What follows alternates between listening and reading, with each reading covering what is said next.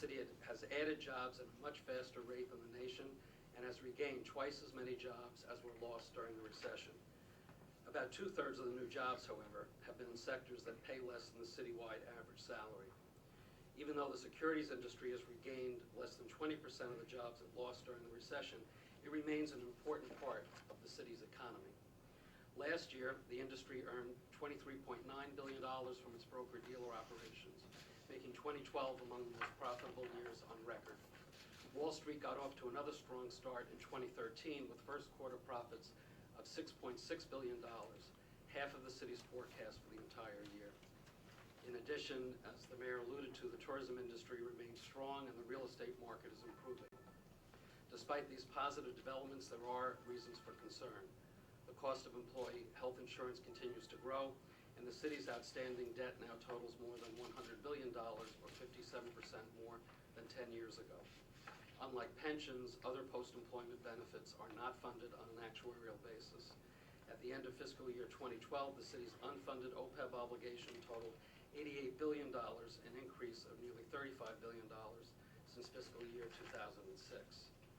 The city set aside $2.5 billion during the last economic expansion to help fund this future liability, but the city has used these resources to balance the budget. Although fiscal year 2013 ended with a surplus estimated at $2.8 billion, the surplus has already been used to balance the fiscal year 2014 budget and to narrow the fiscal year 2015 budget gap. The city has come to rely on the annual budget surplus and reserves built up during the last economic expansion to balance its budget, but now the city has exhausted most of those reserves. It's also unlikely that the city will be able to replenish its reserves in the foreseeable future, given the forecast for economic growth. My staff's review of the city's four-year financial plan finds that the fiscal year 2014 budget is balanced and that it maintains services at current levels without raising taxes. While the city still projects out-year budget gaps, the gaps are substantially smaller than forecast 1 year ago and relatively small as a percentage of city fund revenue. These are impressive accomplishments given the depth of the recent recession and the impact of Superstorm Sandy. Nevertheless, the city still faces some significant budget risks. In light of these risks, the city has prudently increased the size of general fund reserve to $450 million in fiscal year 2014. The largest uncertainty remains the outcome of collective bargaining. The city is yet to reach new labor agreements with the municipal unions, even though all of the contracts have expired, some as long ago as November 2009. In addition, the city is counting on the receipt of $1.5 billion over 4 years from the sale of 2,000 taxi medallions. While a recent court decision allows the city to move forward with the sale of 400 medallions during the current fiscal year, the city must develop a taxi accessibility plan for disabled passengers, which requires state approval before it can sell the remaining 1,600 medallions in subsequent years. The June plan also does not reflect the potential impact of the next round of federal budget cuts, which could reduce funding to city programs and federal recovery aid for Superstorm Sandy. In conclusion, the city is well positioned for the future, but there remains some unfinished business and ongoing challenges. As this is Mayor Bloomberg's last meeting of the Financial Control Board, I would like to take this opportunity to thank him for his steady hand at the fiscal helm over the past 12 years. It should be noted that Mayor Bloomberg led the city during some of its most challenging times, the recovery from the September 11th terrorist attacks, the Great Recession, and most recently Superstorm Sandy. I'd also like to thank Controller John Liu for his role in helping to manage the city's finances.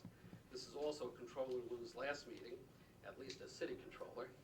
John has been a valued partner to me, and our collaborative efforts have benefited our shared constituents in New York City. Thank you for giving me the time to offer my thoughts. I'll just add one or two things, because Tom alluded to some things that I think I could add a little bit of color to. We are creating a lot of low-paying jobs, but that is something we've focused on. The tourism industry does create low-paying jobs, but there is a large number of people in our city that don't have formal educations, don't have great command of the English language, may have problems in their resume that would prevent them from getting lots of kind of jobs. And so we really have worked very hard to create those kinds of jobs, and some of those really have a pathway up to much greater earning with time, and certainly a job is better than no job. And I also would note that from what we can see, the employment in the financial industry has certainly stopped going down, and the earnings of some of these big banks give us hope that I think we've seen the bottom of the contraction of the financial industry, and we have, as you know, diversified, or tried very hard to diversify. One of the things that's not very helpful, one of the candidates for one of the citywide offices has been taking great pride in being able to go after Wall Street. This is our industry. That doesn't help. Thank you very much. We appreciated it. Somebody recognized that this is our tax base. This is how we pay our firefighters and police officers and provide good services. And lastly, it is true that technically the contracts that with labor, the expiration date has come and gone, but because of the Taylor law, they stay into effect, and the city has been diligent in paying the requirements of those contracts, whether they are, in some cases, they are raises. And so an awful lot of our municipal workers have gotten raises even during the period after their contract technically expired. So when if they want to say that they didn't have a contract, then maybe we should go back and get back some of those monies that we were required to pay. I don't think anybody really wants that, but I just point out that it is true the contracts are out, but that's not true that the city could walk away or did walk away from its requirements, nor did unions walk away from their requirements to provide a good day's work. And I'm very proud of the municipal workforce. I think they've stood this city very well, at least over the last 12 years where I've been intimately involved, including most of the union leaders have been very responsible. So. Thank you, Mr. Mayor. City Controller Lou, would you like to comment on the city's financial plan? Just a little bit. Thank you.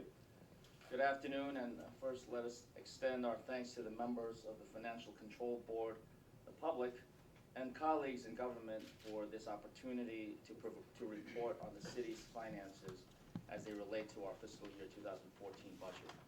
I also would like to introduce someone who took over for Simcha Felder, our former Deputy Controller for Accountancy, who left our office as he was elected to the New York State Senate. I'd like to introduce our new Deputy Controller, Maria Tavares. Thank you very much, Maria. We'd also like to commend Governor Cuomo and Mayor Bloomberg for balancing this year's state and city budgets in a timely fashion. The smooth and efficient functioning of government provides certainty to the public and instills confidence in New York. On a somber note, it is unfortunate that the city of Detroit has reached a complex and difficult point of filing for bankruptcy protection. Municipal bankruptcies are rare and usually reflect circumstances that are specific to the municipality. Economic, demographic, and financial factors over several decades brought Detroit to this point. No commonality exists between the circumstances of Detroit and New York City today. In fact, New York City's population and economy are growing. We recently accomplished our 34th consecutive year of adopting a balanced budget, and we are in the bond market this week with a general obligation sale that is going very well. New York City's credit ratings were just affirmed at AA and with a stable outlook by Moody's, Standard & Poor's, and Fitch. One statutory role of the controller is to certify to this board that the city has market access for its bonds. This is obviously the case. And we have used that access to generate more than $885 million in budgetary savings for the city's taxpayers through bond sales in fiscal year 13. In fiscal 13, we sold more than $12.8 billion in bonds, including $6.8 billion for capital projects and nearly $6 billion to refinance outstanding higher interest debt. Despite recent market volatility, investor demand for New York City paper remains deep, diversified, and strong. My office expects the national and local economies will continue to grow at a moderate pace, with major risks stemming mainly from federal economic policy. However, we see several more downside risks on the horizon that could dampen expected economic growth. The first of these risks is the recent spiking of long-term interest rates.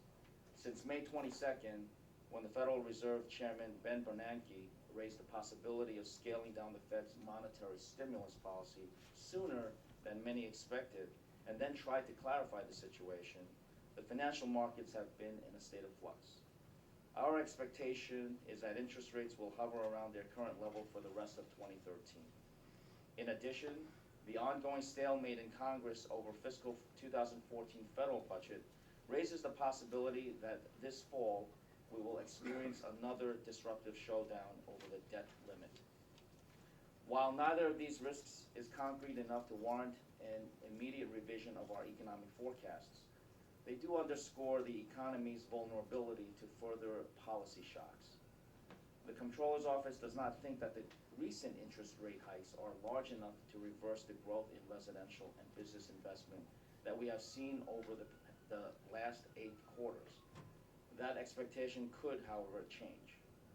The recent sensitivity of interest rates to real or perceived changes in monetary policy could make the unwinding of the Fed's stimulus program less orderly. An acrimonious standoff over the budget and debt ceiling risks a further tightening of fiscal policy, a drop in consumer and business confidence, a rise in market volatility, and real disruptions in federal operations or debt payments.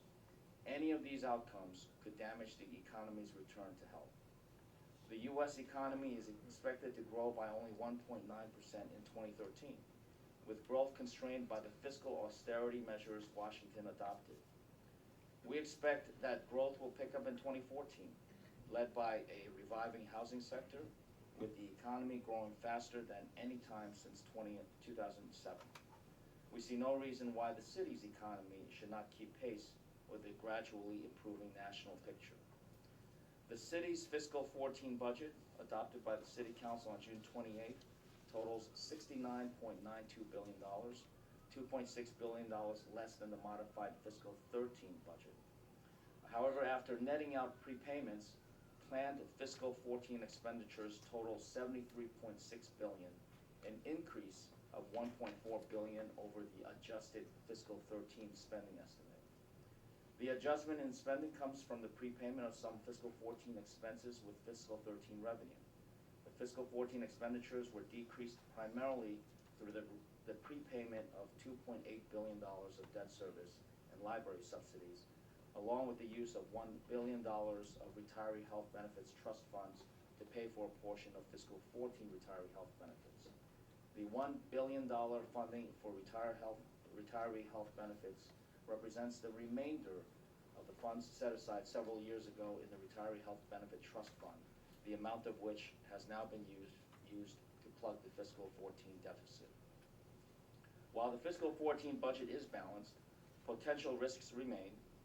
My office considers the absence of funding for the 2008 to 2010 round of collective bargaining for the United Federation of Teachers and the Council of School Supervisors and Administrators a nearly $3.5 billion risk to the fiscal 14 budget. Further, we believe that the administration has underestimated overtime expenses for the city by $161 million and overstated Medicaid reimbursements to the Department of Education by $80 million in fiscal 12 and $130 million in fiscal 13. In total, we believe that fiscal 14 budget holds $3.7 billion in risks, which are partly offset by our tax revenue forecast, which is about $797 million higher than City Hall's.